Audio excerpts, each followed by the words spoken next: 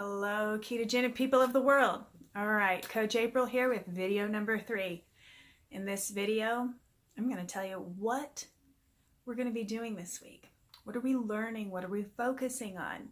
What do we want the outcome of this week to be?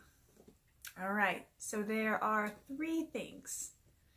Number 1, record everything. Remember, I told you about the ketone meter, the blood pressure, all of those things. Record it all. We are learning how to record. It's not as easy as what you'd think because we have busy lives. We do a lot of things, but that's what you have to do.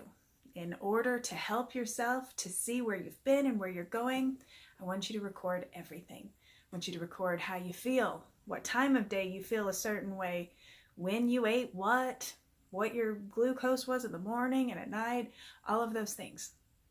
Just record. Okay, so we're focusing on that.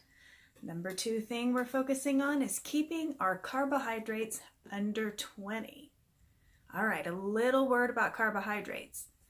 This is not a generic video, but it is a video towards more people than just one. If you're my client and I've put you on under 50 carbs, then that's what you stay on, okay?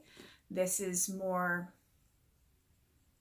generic for all people, but let me tell you, if you are on 20 carbs and under, and you start feeling super bad, and you've done everything I've told you to, you might need to up your carbs. It just depends on you, and it depends on your issues. Some of you, especially if you have heart issues, you can't always just jump to 20, can you? Okay, so we're going to keep our carbs under 20.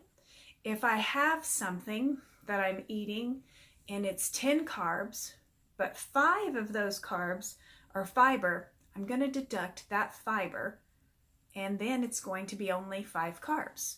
Okay, so total carbs 10, deduct the fiber, we just get 5 carbs. 5 net carbs. We're doing net on the 20 and under. One thing I do is I do not count 1 avocado a day. Avocado has a little bit higher of carbs and it freaks people out and they don't want to eat them. So they don't count. I don't count them in the carbs. Eat the avocado. 1 avocado a day is free. Just eat it. It has a lot of potassium that you need. That brings us to rule number, it's not a rule. It's subject number 3, but it's going to become a rule. Let me tell you why. We want to keep from getting the keto flu. What is the keto flu? Oh, the keto flu. You just feel like you've got the flu. There's no reason for it. Let me tell you, back when I started keto, nobody even knew what this was. I went through it for a month before figuring out, oh, this is the problem. Okay, I went through a month of trial and error. You guys don't have to do that. The keto flu is not really the flu at all. It is your body being depleted of electrolytes. Why would the ketogenic diet deplete you of electrolytes? Well, let me tell you why. We have a sugar molecule. It's floating around in the body. Sugar in the body is kind of a dangerous thing. We need insulin to put it where it needs to go. We need water to buffer it from everything else. So if we have water, we have 1 molecule of sugar, 3 molecules of water are buffering it from the rest of the body. So everywhere that sugar goes, 3 molecules of water go with it. So when you drop your carbohydrates to 20 or below, you're going to deplete your muscles of their glycogen stores. Another word for sugar. Okay, so when that happens, what are you going to do? You're going to pee. You're going to pee for several days. And when that happens, you know you're getting rid of sugar and all of those extra water molecules. Sounds fine, except with those water molecules goes potassium, sodium, which holds everything in place in our veins and causes us to retain water that we need, and calcium and magnesium. So we want to replenish those electrolytes or keep them from leaving in the first place. So salt is very important. This is where the rule comes into effect. You have to have salt every day. Not any salt, please. Pink salt, gray Celtic salt. If the salt has color and it's not from a food dye, that's what you need. If you're a woman and you have several children, you're busy, you have a certain amount of stress, I want you to take a half a teaspoon every morning as soon as you wake up. I want you to put it by your bedside, and as soon as you wake up, you take that salt. It's going to help your adrenals to stay functioning and to stay happy and give them the support that they need to get your body up and going in the morning. It'll also help keep your hair from falling out, okay? Because sometimes when we diet, sometimes that happens. We'll talk about that a little later. But you need to keep those electrolytes in you. You can get an electrolyte powder, an electrolyte supplement. It'll have potassium and sodium in it. Maybe it'll have a little magnesium and calcium.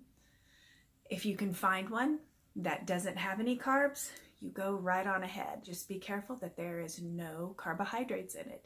And if there are and you take it, you do what? You record them.